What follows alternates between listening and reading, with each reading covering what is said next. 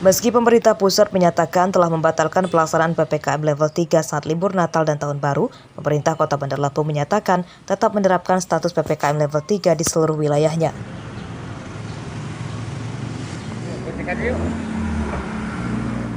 Menurut Wali Kota Bandar Lampung Eva Dwianda, pihaknya tetap menerapkan PPKM level 3 saat libur Nataru, karena hal itu kebijakan masing-masing kepala daerah.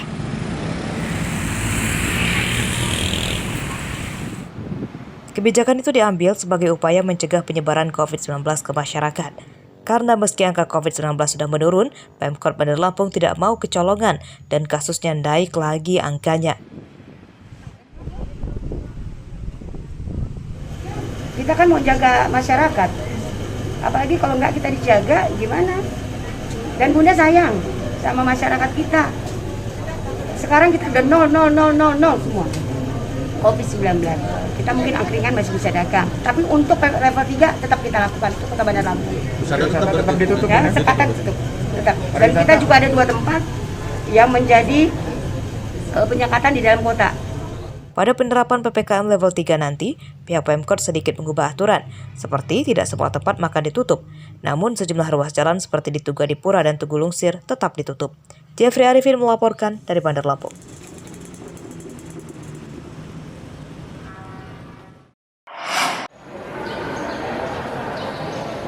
Ratusan warga mendaftar vaksinasi yang digelar di Aula Polres Pringsewu pada Selasa pagi.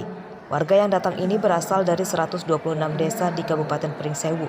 Petugas tidak membatasi peserta yang akan disuntik vaksin dengan ketersediaan vaksin lebih dari 1.000 dosis. Kapolres Pringsewu mengatakan dan Pemkab Pringsewu kini sedang mengebut pelaksanaan vaksinasi menjelang Natal dan Tahun Baru.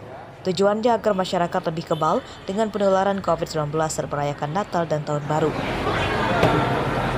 Target pencapaian vaksinasi di Kabupaten Pringsewu hingga akhir Desember 2021 yakni 70%. Dari data terakhir di Dinas Kesehatan Pringsewu, pencapaian vaksinasi tahap pertama baru di angka 60% dan vaksinasi tahap kedua di angka 56%. Target vaksinasi di Kabupaten Pringsewu sebanyak 299.000 orang.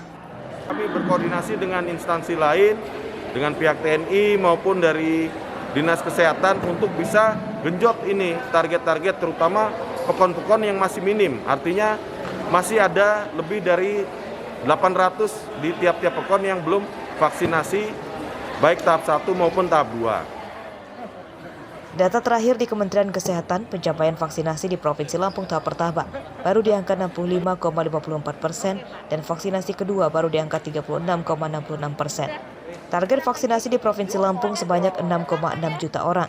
Dari data tersebut, target vaksinasi di Provinsi Lampung 100% pada tahun ini dapat dipastikan gagal, mengingat tahun ini waktunya tak sampai 1 bulan lagi. Sementara masih lebih dari 2 juta orang di Provinsi Lampung yang belum disuntik vaksin. Andri Kurniawan melaporkan dari Pringsewu.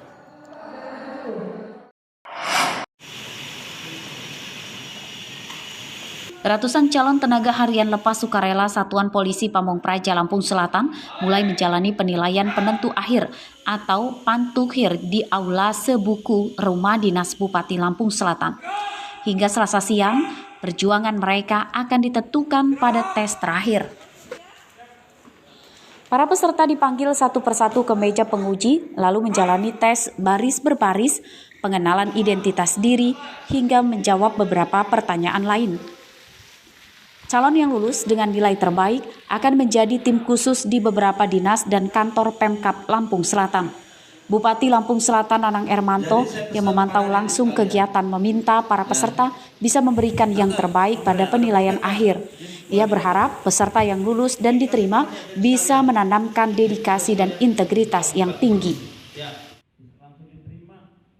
Harapan ini udah seleksi terakhir kan, seleksi terakhir ini adalah putra-putri yang terbaik, ya, putra-putri yang terbaik yang akan mengabdi di Lampung Selatan. Insya Allah mereka bisa dengan tes terakhir ini bisa dengan baik juga dan bisa menjalankan tugas-tugasnya dengan semestinya.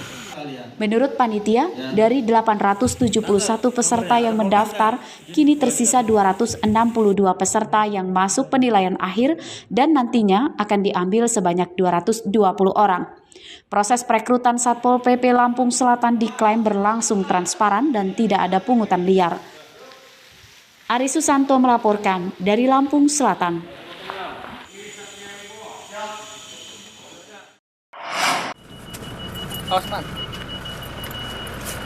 Dinas Kependudukan dan Catatan Sipil atau Disdukcapil Tulang Bawang meluncurkan program pembuatan KTP dari rumah ke rumah khususnya untuk para lansia. Pada Selasa siang, tim dari Disdukcapil membawa langsung sejumlah peralatan perekaman KTP ke rumah-rumah warga di wilayah Desa Ujung Gunung, Kecamatan Menggala, Tulang Bawang. Perekaman KTP difokuskan pada warga lanjut usia atau yang sedang sakit cukup berat sehingga mereka tidak bisa datang ke kantor Disdukcapil. Pelayanan tim dari Disdukcapil juga dipastikan cepat dan gratis.